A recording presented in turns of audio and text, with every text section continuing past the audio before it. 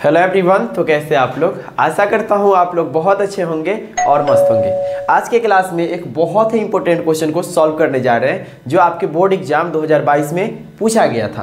Question क्या है कि समीकरण निकाय 2x + 5y = 1 तथा 2x + 3y = 3 को वज्र गुणन विधि द्वारा हल करें या वज्र गुणन विधि से हल करें।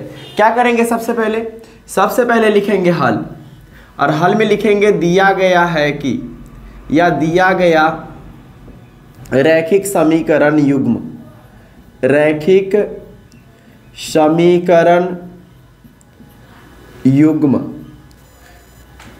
और जो समीकरण दिया हुआ है ना उसको लिख लेंगे।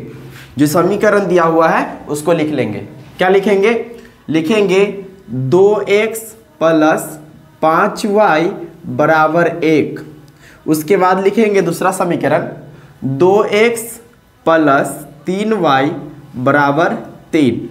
लेकिन समीकरण 1 और 2 मानेंगे नहीं, है नहीं। आगे बढ़ेंगे, क्या करेंगे? बराबर में 0 रखना है, बराबर में 0 रहने देना है। तो क्या करेंगे? 2x + 5y है तो 5y, बराबर में 1 है, प्लस में है, इधर आएगा तो माइनस में, बराबर 0।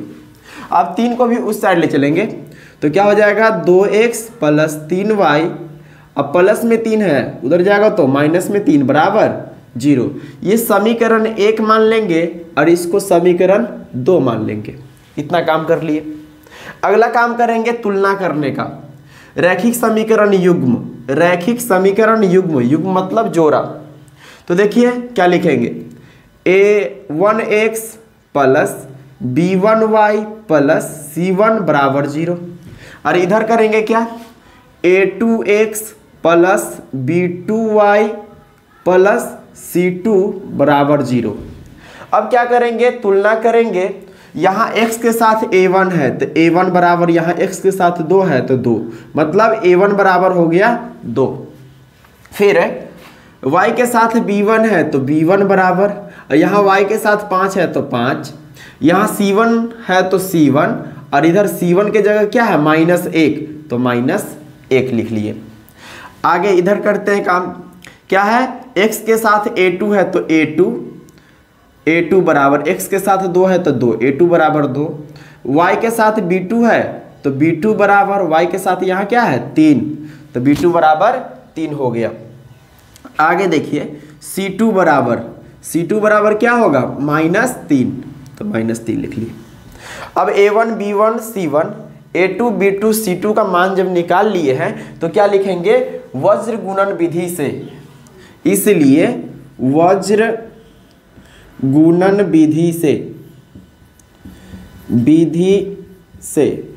गुणन विधि क्या कहता है कि x बट्टे क्या है कि एक फार्मूला याद रखिएगा। हम फार्मूला इसको कैसे याद रखते हैं? इस फार्मूला को हम याद करने का तरीका बताते हैं। x बट्टे बराबर y बट्टे बराबर 1 बट्टे। तो कुछ नहीं करना है, इसमें आपको BC - BC कर लेना है, BC - BC। फिर AC - AC, जो सिखा रहा हो सीखिए। फिर उसके बाद AB - AB। अब क्या करेंगे?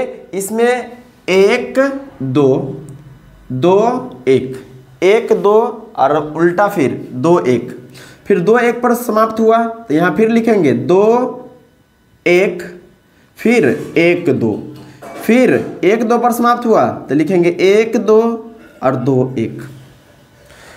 चलिए 12 21 21 12 12 21 12 21 12 21, लेकिन बीच में क्या है? उल्टा है। चलिए कुछ नहीं, अब मान रखेंगे, आपका आंसर आ जाएगा।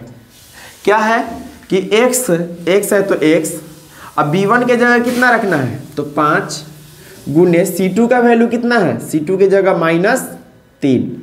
अच्छा, माइनस है तो माइनस, फार्मूला का माइनस। b2 के जगह कितना? तो b2 के जगह 3 गुने c1 कितना? तो c1 है -1। मान रख दिए, डरिएगा नहीं, बराबर y बट्टे a2 का मान कितना है? 2, तो 2 गुने c1 का मान कितना है? तो -1, तो -1। अब माइनस फार्मूला का तो माइनस A1 का वैल्यू कितना है तो 2 गुने C2 का वैल्यू कितना है C2 का वैल्यू है -3। आगे काम करेंगे बराबर 1/, A1 का मान कितना है तो 2 गुने B2 का मान कितना है तो 3, माइनस है तो माइनस, A2 का मान कितना है तो 2 गुने B1 का मान कितना है तो 5। अब सबको सॉल्व करेंगे आराम से। देखिए x है तो x बटे में +5 -3, मतलब प्लस माइनस तो माइनस हो जाएगा और 3 बचे 15।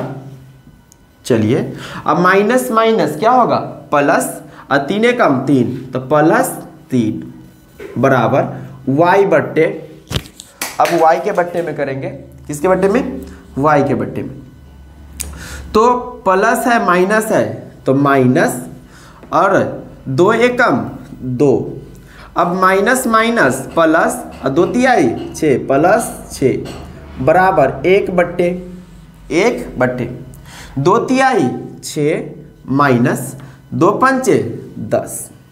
अब आगे काम कर लेंगे जोड़ घटाव का। तो x बटे माइनस में प्लस में मतलब घटाव है, बड़े का चिन्ह माइनस तो माइनस, अब 15 में से 3 गया तो 12 बराबर y बटे, एक माइनस है एक प्लस है, घटाव है, बड़े का चिन्ह प्लस तो प्लस, 6 में से 2 गया तो 4 बराबर 1/, एक प्लस है माइनस है, एक प्लस और एक माइनस मतलब घटाव है, बड़े का चिन्ह माइनस तो माइनस, 10 में से 6 गया तो 4। अब x y का मान निकल जाएगा कैसे, एक बार इसको बराबर करेंगे x के बराबर, एक बार y के बराबर, तो इसलिए x बट्टे -12 बराबर 1/, -4, कुछ नहीं तिरछा गुना करेंगे तो x में -4 से गुना होगा तो -4x, अब -12 से 1 में गुना होगा तो -12, तो x बराबर क्या हो जाएगा, x बराबर हो जाएगा -12 बटे -4, माइनस से माइनस गया 4 तिहाई 12, मतलब x का वैल्यू आ गया 3, x का वैल्यू आ गया 3। अब क्या करेंगे, एक बार y बराबर इतना रखेंगे तो y बट्टे 4 बराबर 1/, -4, तिरछा गुना करेंगे, -4 से y में गुना होगा तो -4y बराबर 4 एकम तो 4, तो y बराबर हो जाएगा 4 बटे, गुना में है तो बट्टे में -4 जाएगा तो 4 एकम 4, मतलब y का वैल्यू आ गया माइनस में 1 हो जाएगा, माइनस में 1, और लास्ट में लिख लीजिएगा, इसलिए x बराबर 3 और y बराबर -1, यही आपका फाइनल आंसर हो गया। क्या बात समझ में आया? बात समझ में आया तो लाइक कीजिए, सब्सक्राइब कीजिए और अपने दोस्तों को भी शेयर कीजिए। वीडियो देखने के लिए बहुत बहुत धन्यवाद। Thank you.